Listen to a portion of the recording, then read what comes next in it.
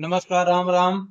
आप सभी भाई को वीडियो को लाइक कर दीजिएगा, चैनल को सब्सक्राइब कर लीजिएगा। और हम लोग जा रहे हैं इस समय मंदिर जा रहे हैं आज जीवित पुत्री का कथा सुनने। आपको मंदिर में कथा भी आपको सुनाएंगे और अंत तक बने रहिएगा और मंदिर का पूरा दृश्य देखिएगा। मंदिर बहुत ही अच्छा है और बहुत ही कथा भी वो बहुत बढ़िया होता है, तो अंत तक बने रहिएगा। चलते हैं और हम मंदिर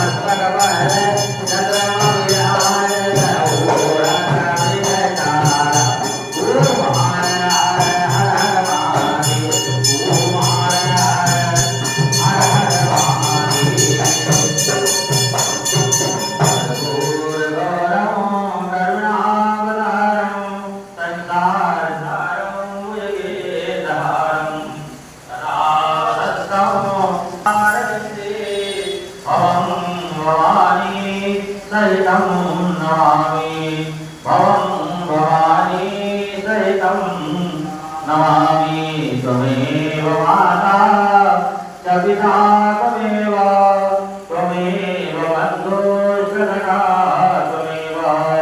त्वमेव विद्याद्रविडं त्वमेव त्वमेव सर्वं मम देव देव त्वमेव सर्वं मम देव देव ध्येयं सदा परिभवा नववीशतोऽहं तीर्थास्पदे चरणारविन्दं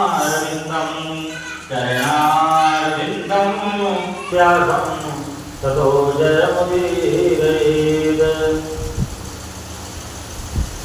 नर और नारायण को सरस्वती देवी तथा वेद व्यास जी को प्रणाम कर जय अर्थात सात पुराण कहे। जिस परमेश्वर की ब्रह्मा वरुण इंद्र महादेव और सब देवता लोग सुंदर स्तोत्रों की स्तुति करते हैं और जिस परमेश्वर का शिक्षा स्तोत्र व्याकरण निरुक्त ज्योतिष छंद इसके सहित वेदों द्वारा पद कर्म वंशों द्वारा सामवेदी गुणानुवाद गाते हैं और योगी लोग ध्यान करके मन में जिस परमेश्वर को देखते हैं और जिसके अंत को देवता लोग भी नहीं जाना उस परमेश्वर को नमस्कार। एक समय नैमिषारण्य में रहने वाले सब मुनि लोग संसार के ऊपर कृपा दीक्षा से सोच चीजें पूछने लगे, इस भयंकर कलयुग घोर कलयुग में वालों बहुत काल तक जीने वाले कैसे होंगे। सूर्य जी बोले कि द्वापर जन्म में जब कलयुग प्रविष्ट हुआ तब दुखनी स्त्रियां विचार करने लगी कि माता जीती हैं, उनके आग्रह से नष्ट हो जाते हैं। ऐसा निश्चय करके गौतम ऋषि के पास सब मिलकर गई। सुखपूर्वक महात्मा गौतम एकांत में बैठे। उनके आगे स्त्रियां नम्रता पूर्वक खड़ी होकर कहने लगी, इस भयंकर समय में इस व्रत से या तप से हम लोगों के लड़के जीते रहेंगे। ऐसा निश्चय करके हे प्रभु आप कहिए।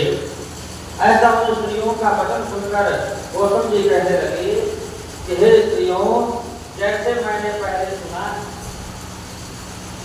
वह आप लोग सुने। महाभारत का युद्ध जब समाप्त हो गया, युधिष्ठिर जब दुखी हुए, अश्वत्थामा ने इनके लड़कों को जब मार डाला, तभी शोक से घबराई हुई द्रौपदी बने हुए पुत्रों को देखकर अपनी सखियों के साथ महाराजा धन के पास गई। द्रौपदी बोले, हे ब्राह्मण श्रेष्ठ, इस उपाय से बहुत काल तक जीने वाले पुत्र होंगे, ये प्रसन्नता पूर्वक निश्चय करके कहिए।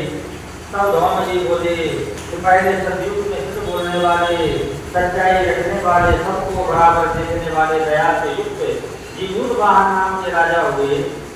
वह किसी समय अपने ससुराल में जाकर अपने स्त्री के साथ रहने लगे। उस गांव में आधी रात के समय पुत्र शोक से घबराई हुई, फिर पुत्र को देखने में अतः आशा रही दुखी करुण स्वर में रोने लगी। हाय हाय, उस बुद्धि के आगे जवान पुत्र नष्ट हो गया। ऐसा उसका रोना सुनकर दया से युक्त राजा का हृदय फट गया। जब राजा वहां जाकर बोले कि इनके मरने का कारण कहो। वह बोले कि हे राजन, रोज रोज गुण मेढकों को खाता है। वृद्ध का वचन सुनकर दयालु राजा बोला कि तू खड़ी रह, तेरे पुत्र की रक्षा के लिए मैं यत्न करूंगा। जो कहकर राजा भय को छोड़कर खाने के स्थान पर गया। वहां पर गरुड़ जी जाकर राजा के शरीर के मांस को खाने लगे। बड़े तेजस्वी गरुड़ ने बाया अंग जब खा लिया तो पासा फेंककर राजा ने दाहिना अंग भी दे दिया। उसको देखकर गरुड़ ने पूछा कि देव योनियों में आप कौन हैं? हे वीर, आप मनुष्य नहीं हैं, अपने जन्म और रूप को कहिए। इसके बाद राजा स्वयं पीड़ा से घबराया हुआ बोला कि हे गरुड़, आप परीक्षा पूर्वक भोजन कीजिए, व्यर्थ के प्रश्नों का क्या मतलब। इस बात को सुनकर गरुड़ जी खाना छोड़ दिया। फिर आज्ञा पूर्वक राजा के जन्मों और रूप को पूछने लगा। राजा बोला, मेरी माता रानी से ब्याह है और पिता राजा शालिवाहन। सूर्यवंश में उत्पन्न हुआ मैं राजा जीवूतवाहन हूँ। इसी दयालुता को देखकर राजा से गरुड़ जल्दी से बोला कि हे महाराज, जो आपके मन में हो तो आप वर मांगिए। राजा बोला, हे गरुड़, आप मुझको अगर वर देना चाहते हो तो मैं मांगता हूँ कि जिनको आपने पहले भोजन किया है वो सब दी जाए, और फिर जब आप किसी जीव को ना खाएं, यही मेरी प्रार्थना है। और जो उत्पन्न होते हैं बहुत काल तक जिए, ऐसा हुआ है तो। धौमजी बोले कि आनंद के शरीर पर लेकर पक्षों के राजा को स्वयं राजा की इच्छा से अमृत लेने के लिए गए, और अमृत लाकर पृथ्वी पर मरे हुए शरीर और हड्डियों पर चारों तरफ खूब बरसाया। तब जो खाए गए सब गरुड़ की प्रसन्नता और राजा की कृपा से भी गए। राजा का शरीर पहले से गुना पवित्र हुआ। राजा की दयालुता को देखकर फिर गरुड़ जी बोले, दूसरा वरदान संसार की इच्छा से मैं स्वयं देता हूँ। कुमार के महीने में कृष्ण का अष्टमी बड़ी सुंदर है, सप्तमी से रहित आज है, और तुम प्रजाओं को खिलाने वाले हो। इसी कारण ये आज का दिन ज्ञान में होगा। श्री दुर्गा जी की मूर्ति के बहुत भेद है, तीनों लोगों में पूजनीय है। हे वत्स, आज अमृत के लाने से सप्तमी का नाम जीवपुत्रिका हुआ। और देवी है, दुर्गा है। इस अष्टमी तिथि को जो स्त्रियां जीवपुत्रिका का पूजन करेंगी और उषा से तुम्हारे रूप को बनाकर श्रद्धा भक्ति से पूजन करेंगी, उनके सौभाग्य की वृद्धि और मन वृद्धि निरंतर होगी। हे महाराज, इसमें कोई संशय नहीं। सप्तमी से रहित जो अष्टमी है उसका उपवास करें। जिसमें सूर्य नारायण में हो वही अष्टमी है, और पारण नवमी के दिन करें। सप्तमी के सही अष्टमी नहीं करना चाहिए, नहीं तो कोई फल नहीं होता, तो भाग्य भी इससे नष्ट हो जाता है। इस प्रकार से गरुड़ जी राजा को वरदान देकर वैकुंठ को चले गए। राजा भी अपने स्त्री के साथ अपने नगर को चला गया। हे देवी, ये बहुत दुर्लभ मैंने कहा, जिस व्रत के प्रभाव से लड़के बहुत दिन तक जीवित रहते हैं, इस बात से हे देवी इस व्रत को पूर्वोक्त विधि से करो, और इसमें पार्वती जी सरस्वती जो है उनका पूर्वोक्त विधि से पूजा करो, तब तुमको फल प्राप्त होगा। मुनि के इस वचन को सुनकर द्रौपदी ने बड़े बहुत प्रसन्न होकर ग्राम की सब लड़कियों स्त्रियों को बुलाकर इस उत्तम व्रत को किया। गौतम ऋषि बोले के प्रभाव को सुनकर किले ने किसी सुंदर से त्यागी से कहा, उसने भी इस व्रत को स्वीकार किया। किसी पीपल की डाली की छाया में रहकर इस व्रत को करने लगी। उसी पीपल के कोल्हे में त्यागी भी व्रत को करने लगी। वहीं पर उत्तम ब्राह्मण से इस कथा को सुनकर किले ने अपनी सखी त्यागी जो कि कोल्हे में बैठी थी उससे कहा, आदि कथा को सुनकर भूख से दुखी शरीर वाली निकलकर जल्दी से मृतों से भरे हुए सुनसान हो गई। वहां जाकर अपनी इच्छा पूर्वक त्यागी ने मांस को खाया। किसी ने निर्जल व्रत किया, तब प्रातः काल हो गया। वो तारा में जाकर सुगंध युक्त सुंदर जल पिया। वहीं पर स्वस्थ चित्त से नवमी के दिन नवमी का पारण हुआ। कुछ दिनों के बाद दोनों ने अपने शरीर को छोड़ दिया। बाद में कौशल की धनी के घर संयोग से दोनों का एक ही घर में जन्म हुआ। बड़ी बहन त्यागी हुई, छोटी बहन दिल्ली हुई। संपूर्ण लक्षणों से युक्त उसको जाति का स्मरण रहा। बड़ी बहन का सेना धनव्याही, छोटी बहन को काशी राज्य मंत्री। पूर्वक प्यार किया। पूर्व जन्म के फल से मिले यानी जो लड़का उत्पन्न किया उस युवराज के पास चले गए। जाति का स्मरण रखने वाली दीवान जी की स्त्री ने 8 पुत्र उत्पन्न किए।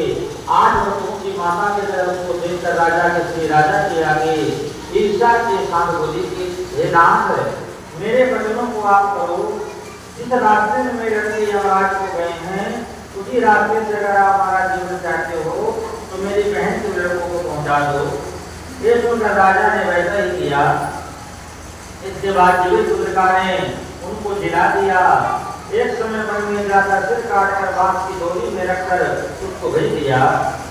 वे सिर अनेक रत्नों से युक्त हो गए, बिना चोट फोड़ के सब जी गए।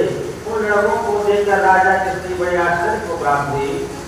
आकर के अपनी बहन से पूछने लगी तो तुमने कौन सा व्रत किया जिसके तुम्हारे लड़के बार बार मरने के लिए जाते हैं? दीवान जी की स्त्री बोली कि पूर्व जन्म में मैं नहीं रही, तू त्यागी रही। जीवित पुत्रिका के व्रत को करते हुए तूने अच्छी तरह व्रत का पालन नहीं किया। उसी दोस्त के बहन से लड़के नहीं में मेरा व्रत नष्ट नहीं हुआ था, इससे मेरे लड़के जीवित रहते हैं। हे प्यारी, अब तुम और राजा साहब व्रत को करो, इस व्रत के प्रभाव से तुम्हारे व्रत जीवित रहें। हे भागवती, मैं कहती हूँ इसके वचन को सुनकर उसने व्रत को किया। उस दिन से राजा जीवित पुत्र हुए और उस स्त्री के लड़के बड़े सुंदर हुए। इस पृथ्वी में वो लड़के राजा हुए, बहुत समय तक जीने वाले हुए। सोच के ऋषियों से बोले कि ये मैंने सुंदर व्रत संपूर्ण स्वभाव को बढ़ाने वाला कहा। स्त्रियां पुत्रों को जीवन की इच्छा वाली इस व्रत को करें। हरि लाल